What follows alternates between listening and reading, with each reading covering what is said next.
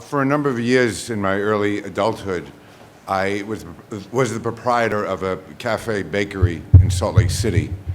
And this was a high-end place. We used good ingredients. Everything was made by hand.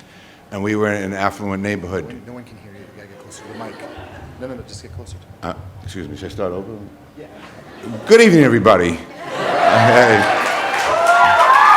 For a number of years in my early adulthood, I was the proprietor of a bakery cafe in Salt Lake City, Utah.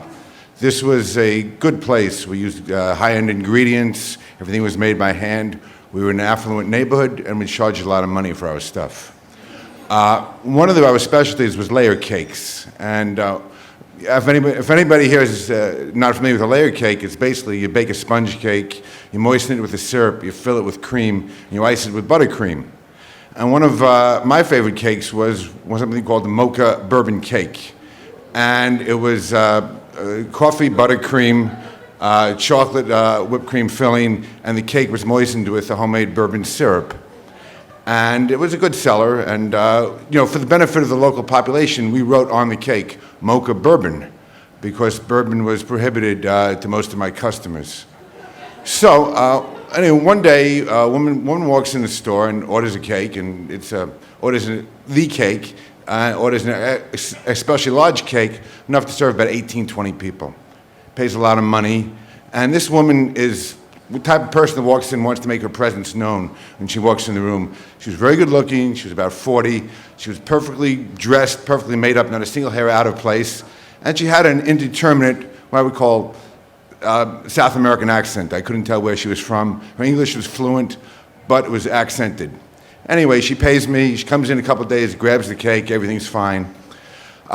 Next day, at lunch, and we had a good business. We had a busy lunch. There were people eating, people waiting to pick up their stuff, waiting to order, and this woman just storms into the bakery, just furious, pushes her way to the front of the line, and brings with her her muscle, a pasty-faced, pallid white guy, basically, and she says to me in this loud voice, "You stole my money."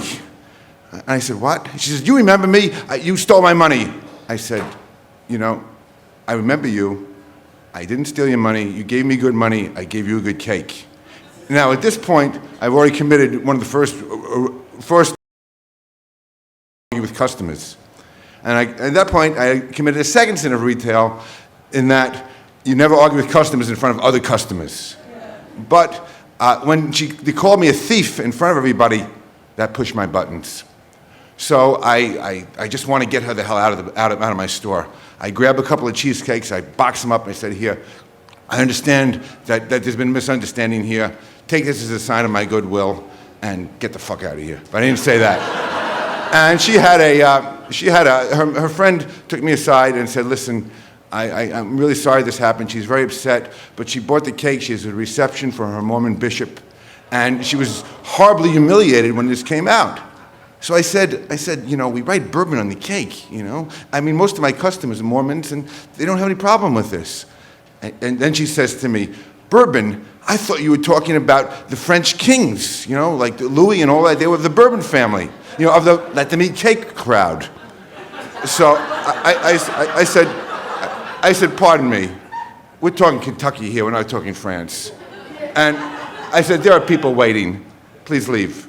And as she was leaving, she looks back and shoots me a look saying, "Not only do I want you dead, not only do I want you to rot in the ground, but I want to go back and torment every one of those maggots that are eating your flesh." And I said to myself, she's not done with me. So next day, we get a surprise health inspection. We pass, okay? Everything is cool. I figure, okay, she's vented. This has gone on long enough. A week later, I get a call from a representative of the State Alcohol and Beverage Commission, who they had bought my cake, and they tested it for the presence of alcohol, and they declared that it was a quote-unquote mixed drink. So I said to him, "What?" I said, "I can go to Albertsons next door and buy vanilla extract. Kids can go to Albertsons and buy vanilla extract. It's 45% alcohol. And you're telling me my cake is a mixed drink?" And he said to me, "Well, bourbon's a beverage, vanilla is a flavoring." So I said to myself, well, I'm not going to argue with a regulator who could put me out of business. So I said, how can we make this right? So he said to me, either you can cook the alcohol out of the bourbon, or you could discontinue selling the cake. So I went, we cleared all the cakes out of the display case, and we started making it the way he wanted me to.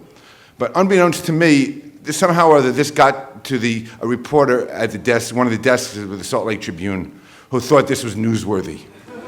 So they come to my store with a camera crew, and I'm in the papers. And then the local NBC affiliate thinks that this is also newsworthy, so they come in and do a live, they interview me live, and they beat me up all over the country. And then after that, business boomed. I had people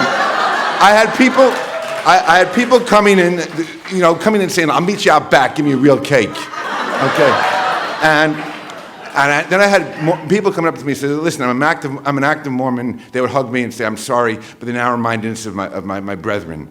And basically, what I got out of this is I got a lot of new friends. I got some money in my pocket, and I got my 15 minutes of fame. And this woman's anger, hostility, her recalcitrance, implacable meanness, all this negativity got me fortune, fame, and friends. Thank you.